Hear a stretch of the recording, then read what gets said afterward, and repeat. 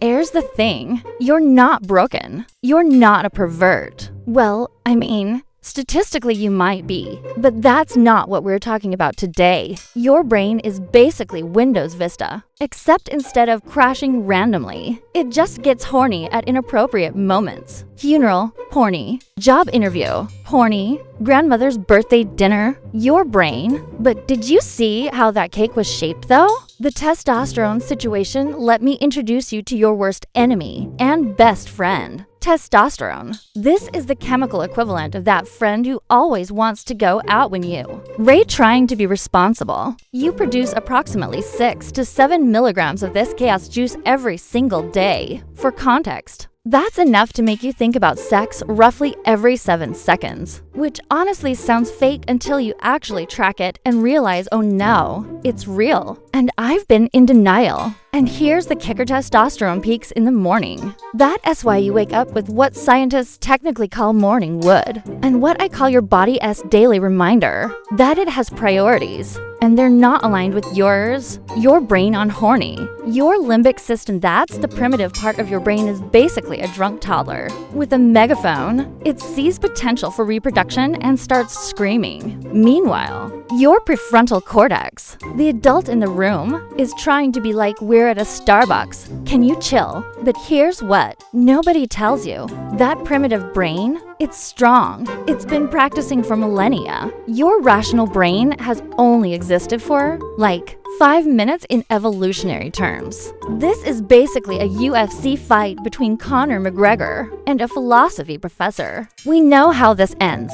Cave brain problems. Modern world, your ancestors had one job: don't die and make babies before you die. That's it. That's the whole job description. There was no build a career, no work on yourself, no find your passion. It was avoid the tiger, find the mate, repeat. So your brain evolved to be really good at spotting reproductive opportunities. Unhealthily good. Like seeing reproduction opportunities in cloud formations good.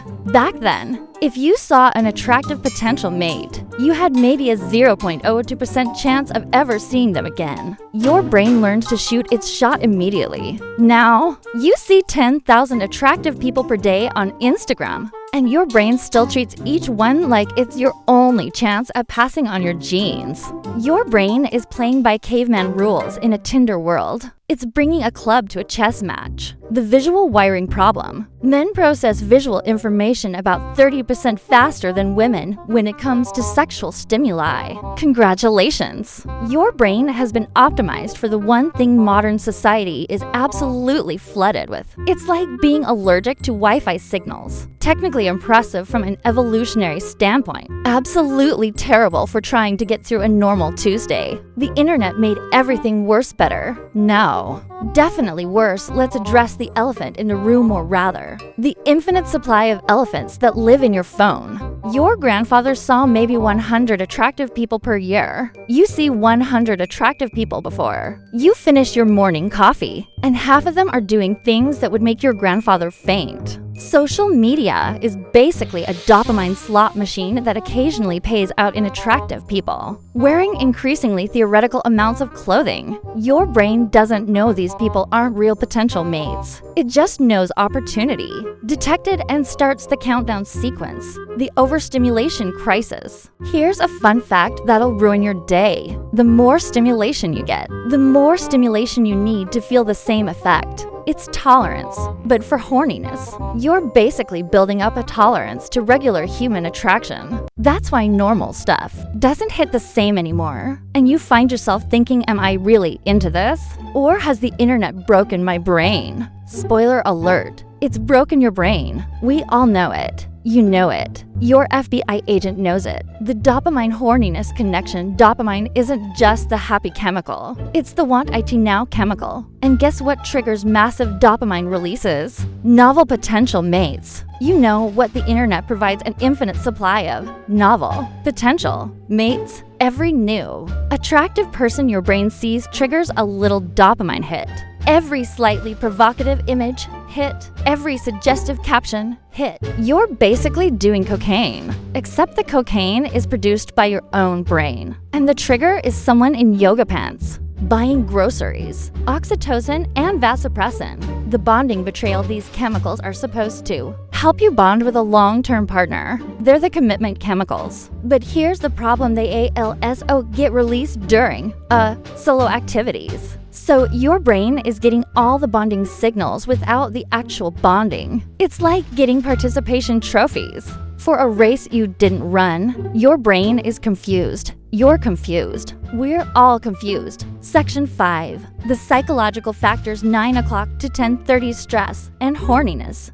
Love story. Plot twist. Stress makes you hornier. When you're stressed, your body thinks you're in danger, which means it might be your last chance to reproduce. So it panics and goes quick. Make babies before the tiger gets you as. Except the tiger is your credit card bill, and the making babies is you spiraling on the internet at 2 a.m. Sexual thoughts can also be an escape mechanism. Stressed about work? Brain. Hey, think about that instead. Anxious about money? Brain. I know something that'll take your mind off it. Existential dread? Brain. Have I got a distraction for you? The novelty-seeking problem: your brain is obsessed with novelty. New things trigger dopamine. In caveman times, novelty-seeking helped you explore and find resources. Now, it just means you're constantly seeking new stimulation because the old stuff doesn't hit anymore. You're not weak-willed.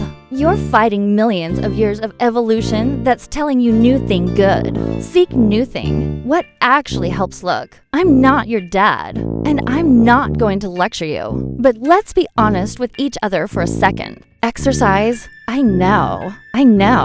But physical activity literally burns off excess testosterone and reduces stress hormones. Your body is confused about why you're running. Is there a tiger? Are we hunting? It doesn't matter. It's doing its job.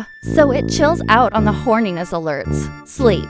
Being tired makes everything worse, including your ability to regulate impulses. Your prefrontal cortex, the adult in the room, clocks out when you're exhausted. And that's when the toddler brain takes over. Actual human connection, not on a screen. I know. Revolutionary concept. But your brain is literally wired for in-person interaction. And when it doesn't get, it starts trying to fulfill that need in increasingly weird ways. Less phone time. Every time you scroll, you're pulling the slot machine lever. Sometimes it pays out in content that triggers your caveman brain. Your brain learns this pattern. Break the pattern. Here's the truth. You're not broken. You're not an animal. Well, technically you are, but you know what I mean. And you're not alone in this. Every guy watching this video has had the exact same experience. We're all running on the same outdated software, trying to function in a world that's specifically designed to exploit our biological weaknesses.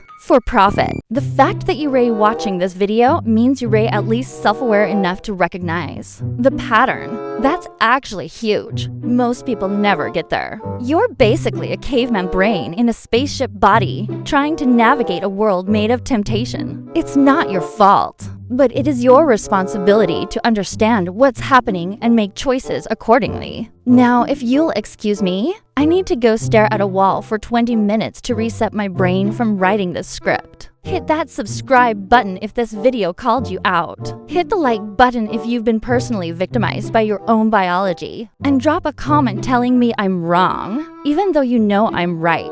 See you in the next one, assuming you can focus long enough to click the next video.